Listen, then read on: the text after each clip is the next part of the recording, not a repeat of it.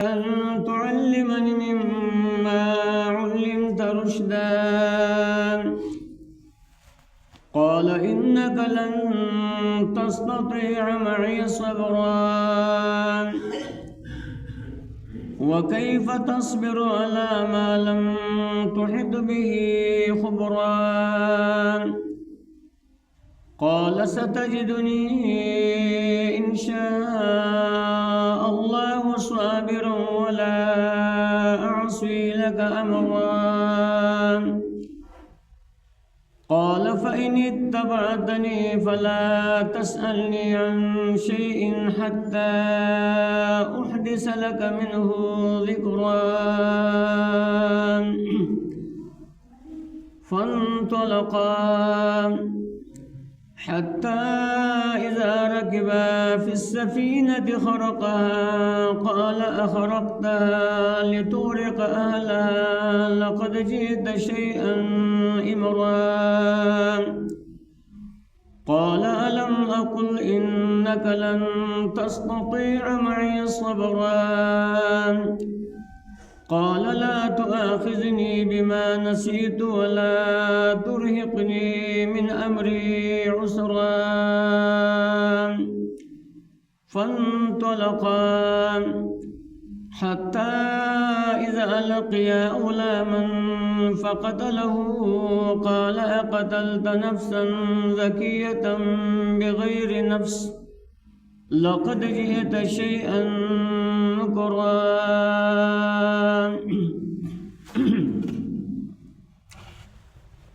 د موسی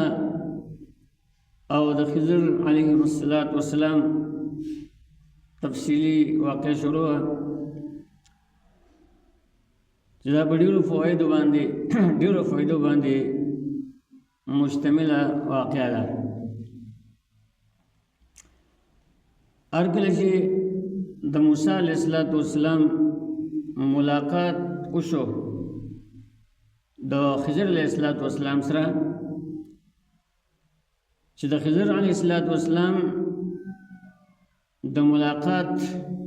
په اراده باندې موسی علیه السلام وته هر ځای چې د میلاو شي چې د سره ملاقات وشي،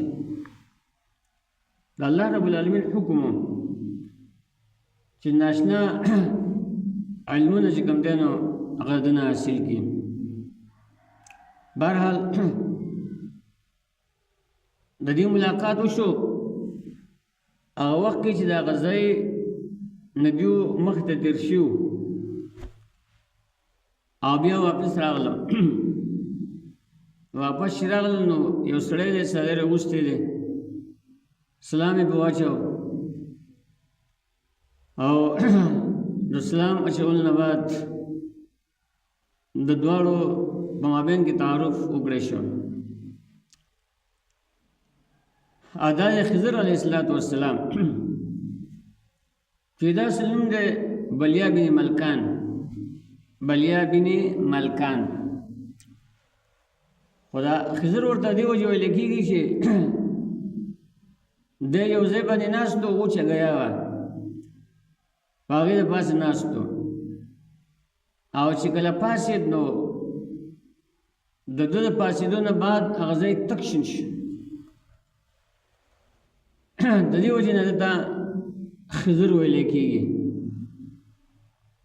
بهرحال موسی علیه السلام دته وویلو قال له موسی هل اتبعك على ان تعلمني مما علمت رشدا،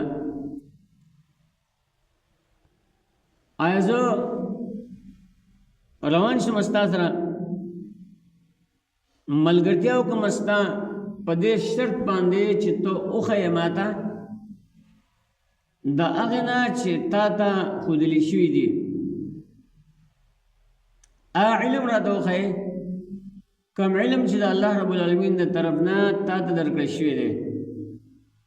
چې هغه د هدایت او د کامیابۍ خبرې دي. دا مطالبه ده د موسی علیه السلام چې ډېر لوی د ادب نه کار اخیستی دی. او ډېر په آدابو سره چې کوم دی نو د ده نه مطالبه کړې ده. د هر یو شاګرد دپاره هم دغسې پکار دی چې کله هم دی د خپل استاد نه څه خبرې مطالبه کوي چې هغه ډېر په آدابو او په اخلاقو سره وي. نو ده ورته وویل چې قال انک لن تستطيع معي صبرا، یقینا ته چېرې طاقت نه لرې زما سره د صبر کولو، ځکه زما هغه علم داسې دی او هغه ناشنا قسم کارونه چې الله رب العالمین ما ته راکړي دي، که چېرې زه هغه کارونه کوم نو په هغې باندې به ته صبر ونه کړې او ته به څرنګې صبر وکړې په هغه څه باندې لم تحط به خبره چې نه دي راګیر کړي د هغې لره خبره په علم خپل کې. ناشنا خبرې دي، وجه دا ده چې ته د الله رب العالمین پیغمبر یې، تا ته وحی کېږي او ستا ډېر لوی فضیلت دی او د رب العالمین د طرف نه ما ته چې کوم علم راکړی شوی دی نو د هغې نه ته ناخبره یې. نو لہذا زما کمال زما علم هغه زما دپاره کافي او شافي دی او ستا دپاره کافي او شافي دی. زما دا ستا دپاره جایز نه دی او ستا زما دپاره جایز نه دی. وکیف تصبر علی ما لم تحط به خبره، دا د رب العالمین د طرف نه یو خصوصیت دی د خضر علیه السلام دپاره چې الله تعالی د دا کمال ورکړی و او ناشنا علمونو ته الله تعالی ورکړي و. بهرحال ده ورته وویل چې ستجدوني ان شاء الله صابرا، زر ده چې بیا به مو ما لره که الله وغواړي صبر کوونکی او زه به نافرماني نه کوم ستا امره په هېڅ یو حکم کې په هېڅ یو کار کې ستا نافرماني به نه کوم. د استاد دپاره هم دا خبره لازم نه پکار ده چې د خپل شاګرد هغه اراده چې کوم دی نو معلومه کړي او د دغه عزم چې کوم دی نو هغه معلوم کړي چې آیا دی